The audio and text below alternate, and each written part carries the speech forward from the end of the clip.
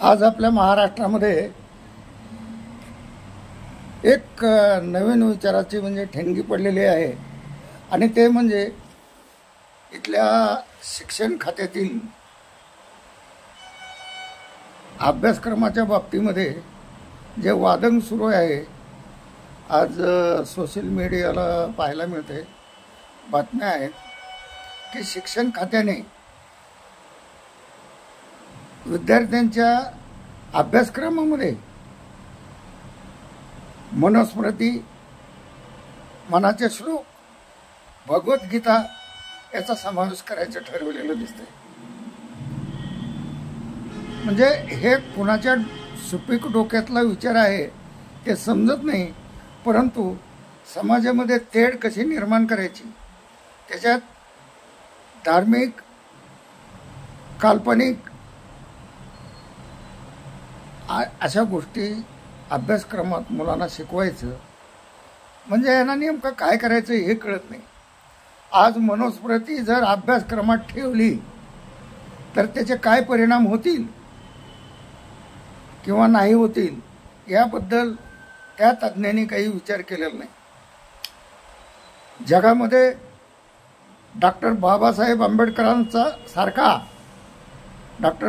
आंबेडकरांसारखा ग्रंथप्रेमी माणूस आणखी पाहायला मिळाला नाही. आणि त्यांच्या विद्वत्तेमुळं, त्यांच्या ग्रंथावरील प्रेमामुळं त्यांची जी विद्वत्ता झळकत आहे, जगामध्ये फडकत आहे, सर्व देशात जगात त्यांचं म्हणजे गाजावाजा होत आहे, त्यांना अगदी पूजनीय मानलं जात आहे.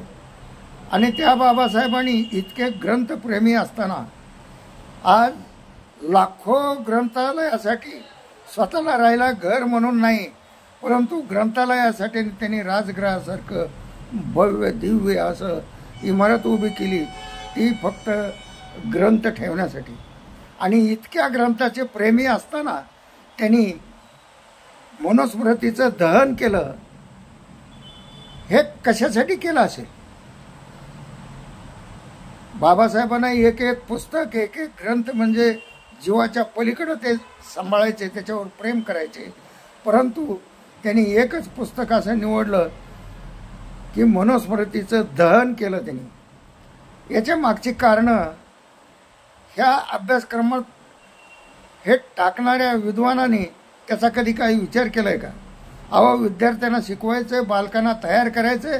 आपल्या भारताची संस्कृती आहे, महाराष्ट्राची संस्कृती आहे, इथं अनेक विचारवंत, मोठे संत झालेले आहेत, विद्वान झालेले आहेत, महापुरुष झालेले आहेत, राजकर्ते झालेले आहेत. यांचे विचार या अभ्यासक्रमांमध्ये टाकून विद्यार्थ्यांना एक ज्ञानाची भर व्हावी, इतिहासाचा अभ्यास व्हावा आणि तशा पद्धतीनं आपल्या देशाची संस्कृती जतन करण्याचं काम हे विद्यार्थ्यांनी भावी आयुष्यात केलं जाईल असे विचार त्यांच्या डोक्यात जातील.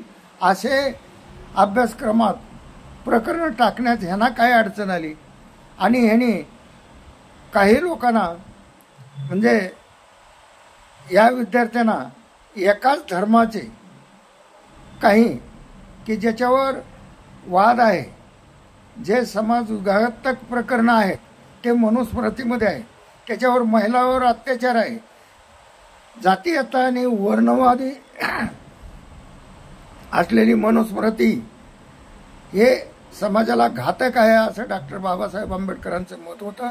आणि म्हणून सर्व ग्रंथांना सोडून फक्त समाजाचा विनाश कोण करू शकतंय, त्यांच्यावर अन्याय कोण करू शकतंय, तर ते मनुस्मृती करू शकते. म्हणून मनुस्मृतीचं प्रथम बाबासाहेबांनी दहन केलेलं आहे. आणि आज तेच मनुस्मृतीचे विचार घेऊन शाळेतील विद्यार्थ्यांना शिकविण्याचा प्रयत्न, हा जो डाव रचला जात आहे त्याचा जाहीरपणे मी निषेध करतो. कारण वर्णव्यवस्था ही भारतातच नाही तर जगामध्ये आहे. भारतामध्ये जातीवाद सुद्धा आहे, परंतु जगातील इतर राज्यामध्ये जी वर्णव्यवस्था आहे त्याच्या पलीकडं इथं भारतातल्या वर्णव्यवस्थेमध्ये फरक आहे.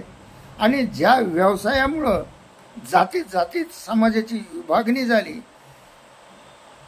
त्या विभागणीवर त्या उद्योगधंद्याच्या नावावरून समाजाचं विघटन झालं, विभागणी झाली आणि त्याची जात पडली. परंतु मनुस्मृतीनं काय केलेलं आहे? मनुस्मृती जर नीट वाचली तर समाजाचा त्या घात केलेला आहे. महिलांना अतिशूद्र समजलेलं आहे, तिला कुठल्याही प्रकारचा अधिकार नव्हता. आज ती मनुस्मृती जाळली, ती आपल्या संविधानात इन्क्लूड नाही किंवा तिचा जाहीर निषेध केलेला आहे. म्हणून तर आपल्या देशातली महिला आज प्रत्येक क्षेत्रामध्ये महिलेचा सहभाग आहे. आज पायलटपासून राष्ट्रपतीपर्यंत मजल मारण्याची महिलांची जी किमया आहे ते केवळ आणि केवळ आपल्या संविधानामुळे. विद्यार्थ्यांना शिकवा ना हो, संविधान शिकवा. संविधान, आपलं देश हा संविधानावर चालतो. देशातील जसजसे आवश्यक असतील तसतसे संविधानामधील नागरिकाचे कर्तव्य काय, अधिकार काय, हक्क काय हे शिकवा. आणि महापुरुषांचे विचार, जे आपण राष्ट्रपुरुष मानतो अशांचे विचार, छत्रपती शिवाजी महाराज आहेत, महात्मा फुले आहेत, शाहू महाराज आहेत, अनेक महापुरुष सुद्धा झालेले आहेत, डॉक्टर बाबासाहेब आंबेडकर आहेत. परंतु या देशाला उपयुक्त असे विचार पेरण्याचं काम शिक्षणातून झालं पाहिजे असं मला वाटतं. परंतु इथं एका धर्माचा पगडा, मनोवादी विचार हे जर शिक्षण क्रमात घालून विद्यार्थ्यांचे डोके नासवायचे असतील तर असे प्रकार करण्याची कुणाचा डाव आहे हे आपण ओळखलं पाहिजे. आणि अशा या अभ्यासक्रमामध्ये मनाचे श्लोक काय करणार आहेत विद्यार्थी? ते मनाचे श्लोक किंवा मनुस्मृतीतले श्लोक, भगवद्गीतेतले काही अध्याय हे शिकवले जात आहेत.